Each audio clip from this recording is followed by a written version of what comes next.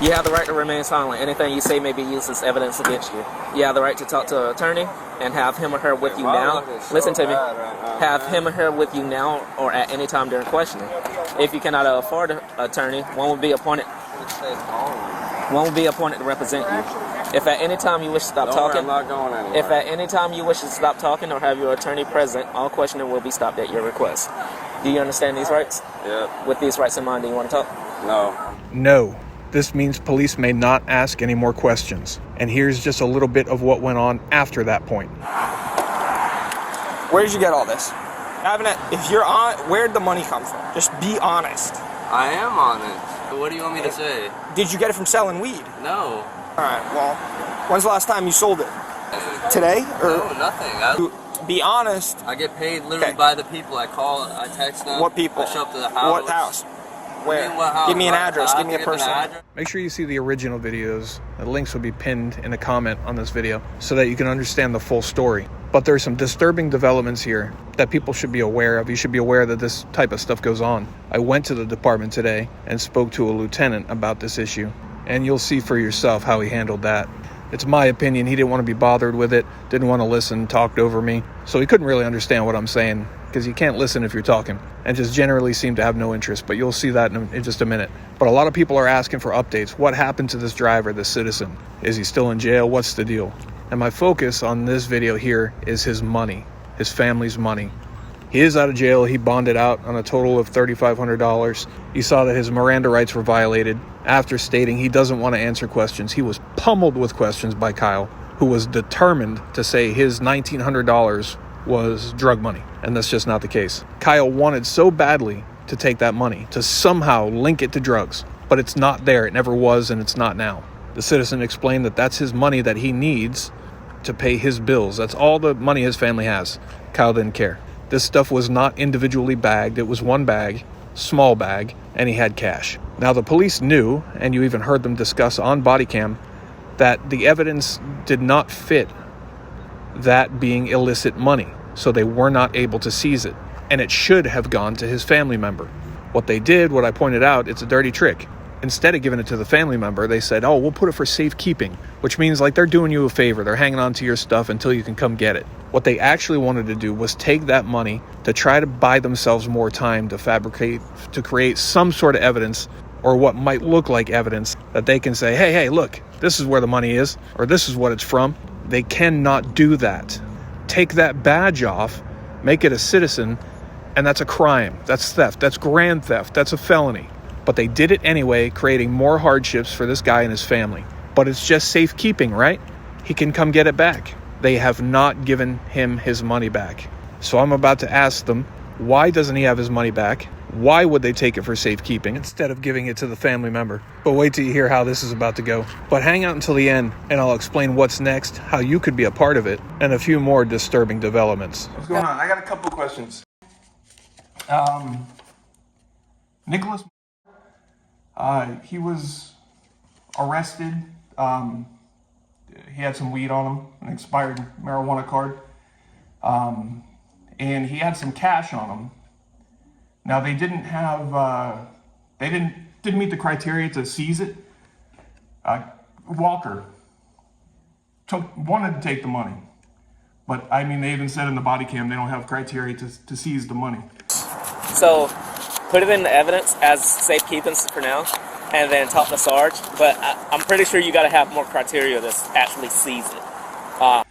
He had family there that he wanted to give the money to, but instead they took it for safekeeping. And he's been trying to get it back. That was his rent money, and he's having a hard time getting it back. Because, you know, there's always three sides to a story or two sides to a story. So right. Maybe he's telling you something, maybe something's not happening on it, I don't know. Oh yeah, no, I'm going by what I see on video. But for safekeeping, someone should be able to get something back if something is entered for safekeeping, right?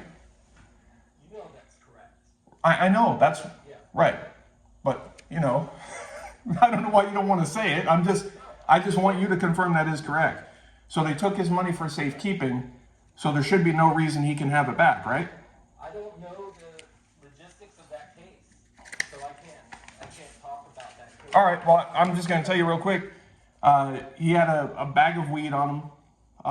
He got pulled over. Matt, I'm not going to go into that case.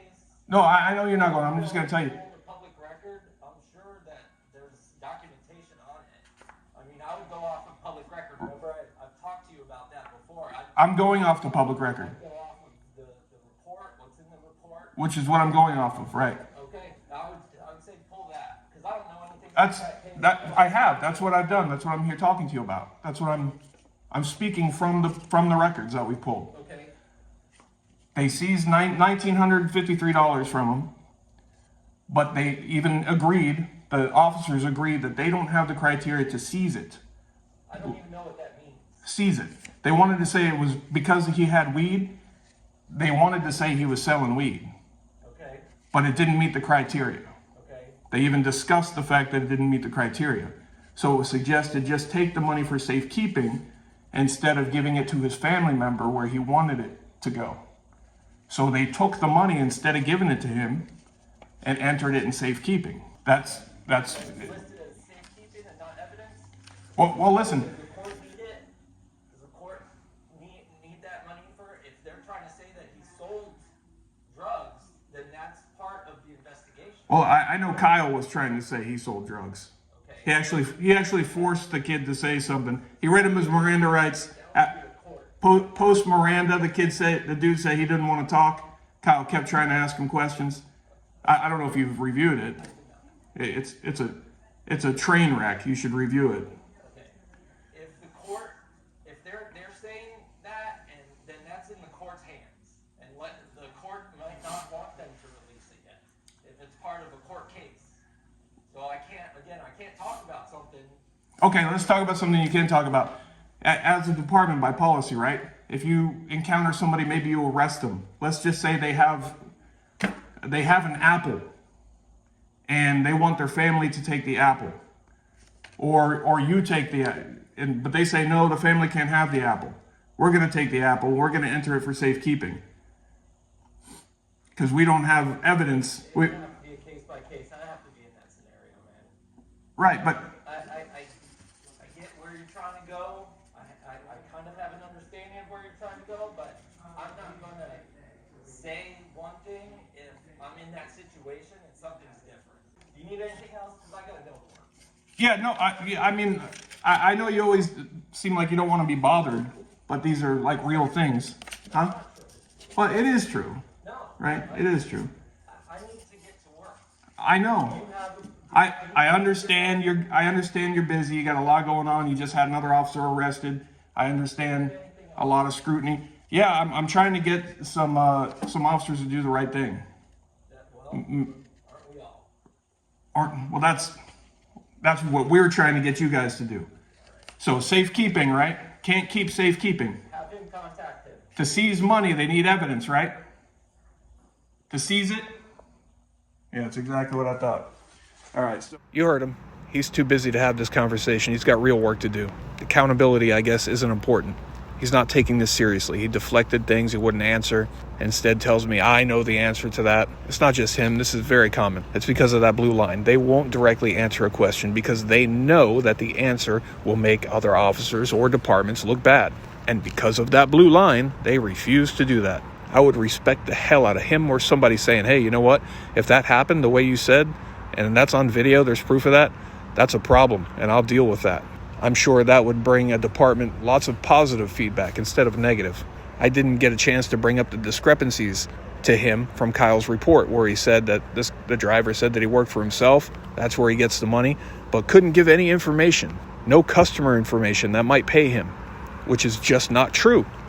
We saw in the original videos, if not, go check them out. The citizen did in fact give customer information. So where's the credibility when we see Kyle's report doesn't match the reality on video? The bottom line is when there's a person there to take his money, a family member, and there is zero evidence that the money is illicit, doesn't matter how bad the cop wants there to be, there just isn't. And the citizen wants that family member to take that money, the money goes to the family member. You can't overstep your bounds and say, no, we're going to decide we're going to take it for your safekeeping. It doesn't work like that. But they won't talk to me about this guy's case. So he's going to come to this department on Friday, January 12th at 2:30 p.m. to get his money back. And surely if everything's true and by the books, he'll have no problem getting his money back, right? It's just safekeeping, they said, right? I will accompany him when he visits the department, along with James Madison Audits. This is a public service, and Stephen Sanders. If you'd like to join us for a meet and greet and a show of solidarity, of that thin clear line we the people have, I'll see you there. And stay tuned, much more to come. Twisted Luck, I'll see you soon.